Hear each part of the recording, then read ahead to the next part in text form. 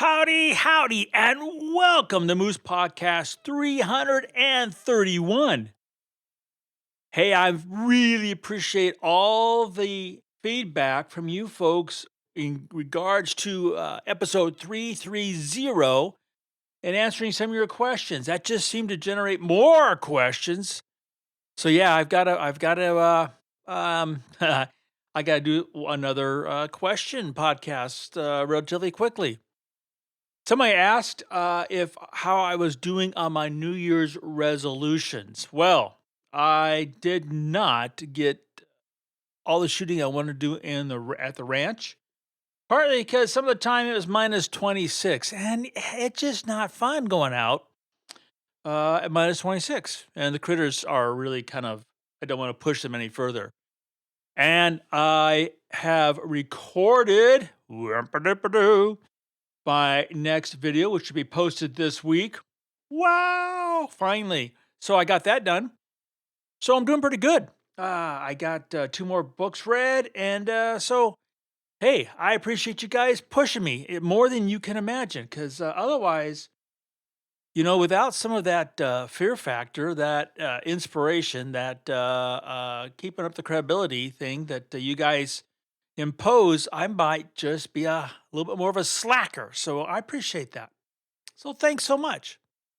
Also need to thank my good friends at Bedford's Camera, bedfords.com. Hey, big news over there. They have announced dates, for example, for PhotoCon, which is in November of this year, Photo Expo, which is 2024. I'm glad to see I'm not the only person putting dates on the calendar. I actually put some dates on the calendar for 2027. God willing, I'll be around to do that. Ha! So, they've got all sorts of stuff going on in the stores. They've got that Lightroom class coming up, I think it's the last day this month. They've got really some great educational stuff there available to all of us, which is just marvelous.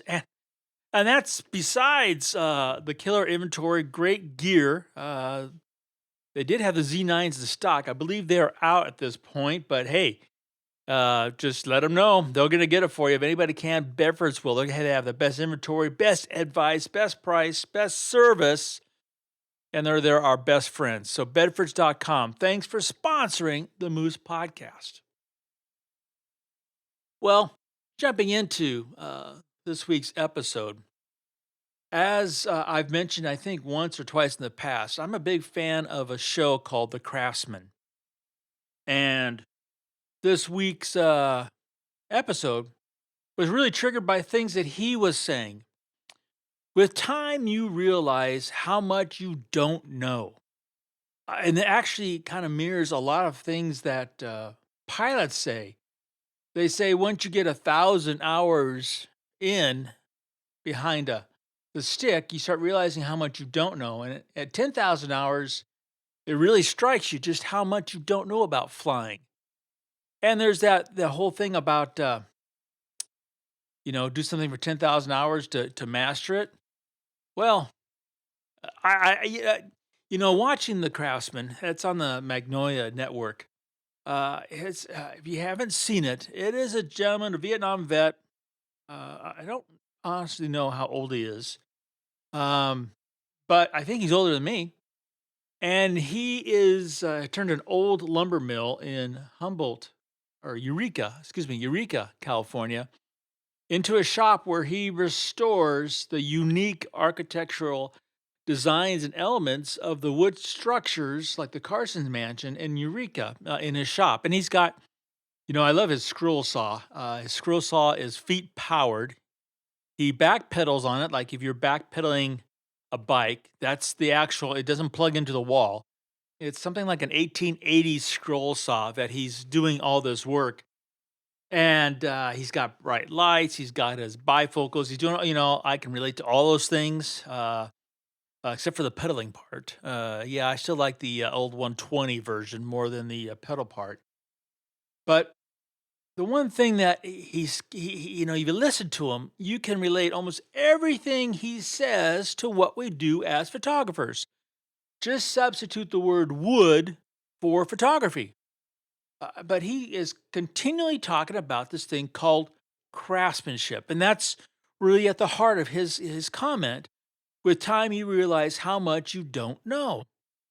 I put a post up last week that got a whole lot of feedback from folks. And it was a shot of a pine marten, a vertical shot. And a number of people said, wow, you're in the right place, the right time. How lucky, blah, blah, blah. And that's all true. But at the heart of it, is the fact that it took a heck of a long time, as in a whole lot of years, before I made that moment happen. And I think that's really at the heart of with time, you realize how much you don't know.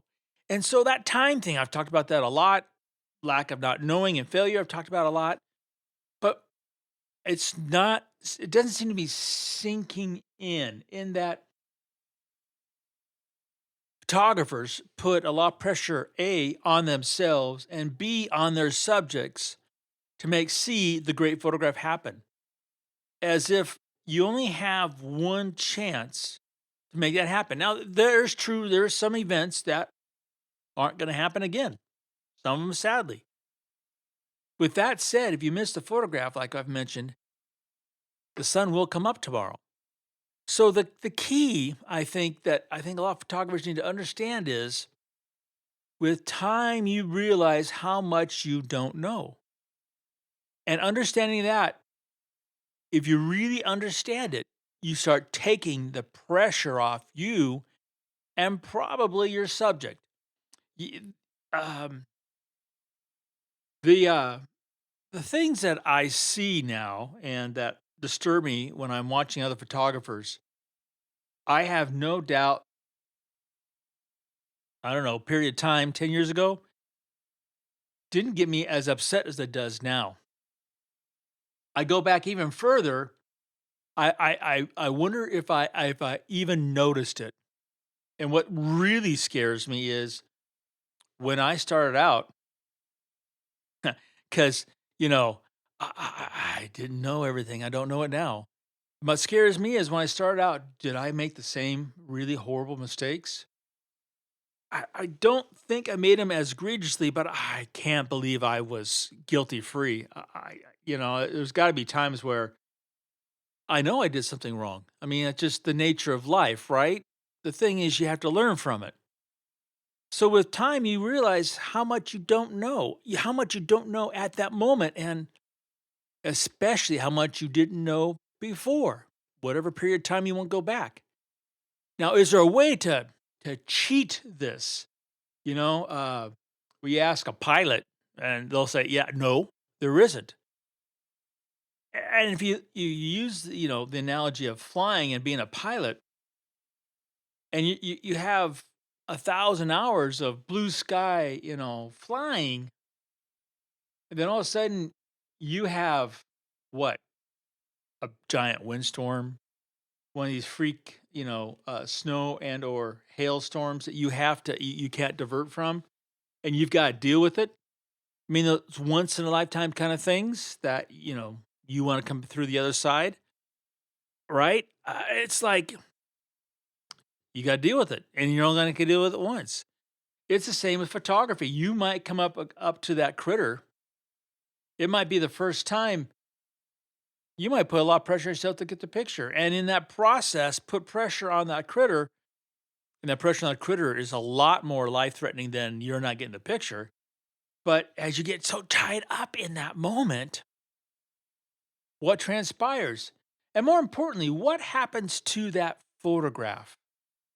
I, I am always encouraging you to share your images. That's really why else are you putting so much pressure on yourself and on those subjects if you're not going to share those photographs? And I know, oh boy, do I know, it's really challenging in this day and age to not only share, but also share in a way in which it's meaningful. Most turn to the online form, which, let's be honest, it's not only easy, it's economical. You can do it for free. Uh, with Hootsuite about to start nailing everybody for $100 a month to use their service, which is crazy. Um, you know, Adobe Editions is great and it lets you post to all sorts of social platforms, does all sorts of background analytical, and it's free with your membership or subscription, whatever Adobe calls it. And you can start, they've had Behance, they've had other things. There are many ways. There's websites, there's all, but with time, you realize how much you don't know.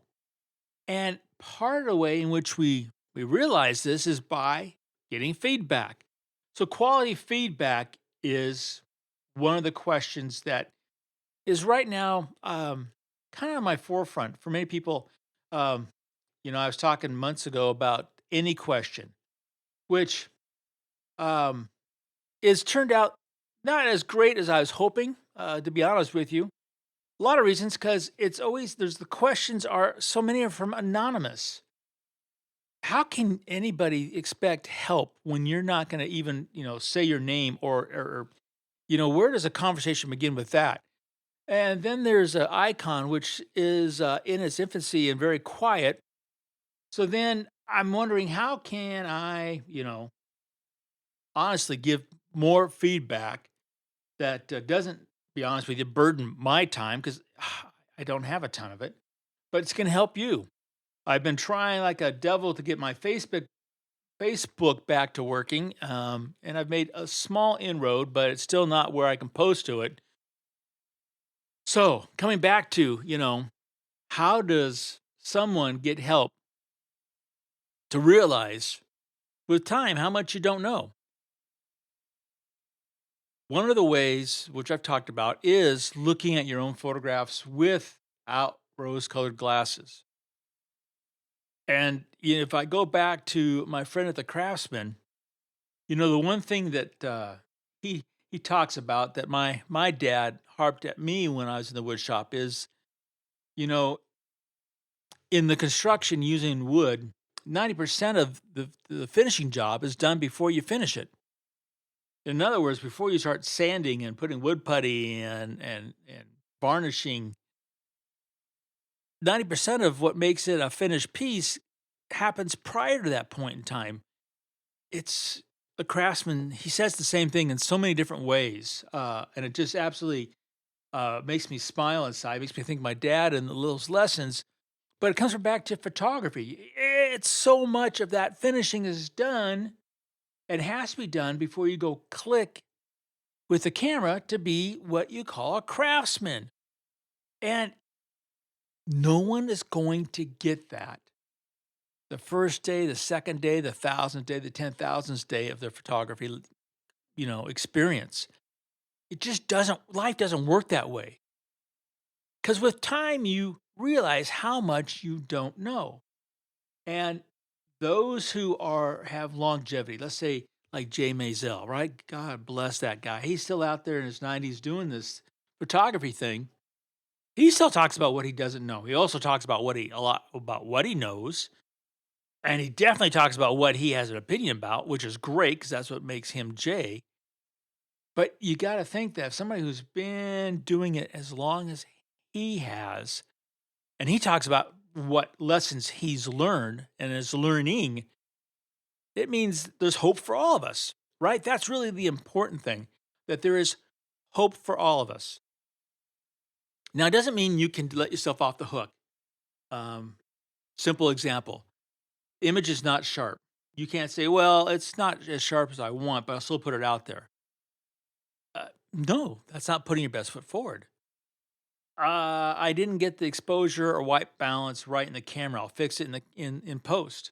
Yeah, you can do that, but a craftsman cannot unmake a piece of furniture and then reassemble it and think it's going to be the same.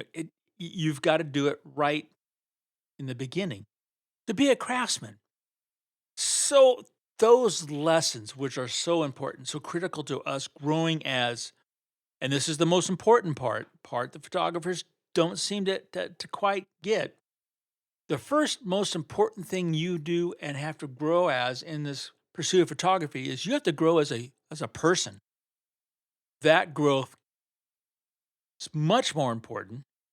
And without it, it's hard to do the other part, the photographer. So you've got to grow as that person, and then your photography can grow. And you grow as a person, understanding some of those things that come with time. That means getting older and spending more time with your craft and really taking those lessons to heart.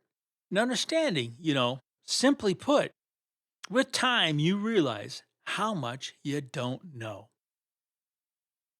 I appreciate you spending time with me this week. You guys have a marvelous one. Reach out to me anywhere you want on Twitter, send me an email. Whatever it takes that I can do to help you with photography, I'm here for you. Because I just want you to make the most of it. And remember, to make every click your story.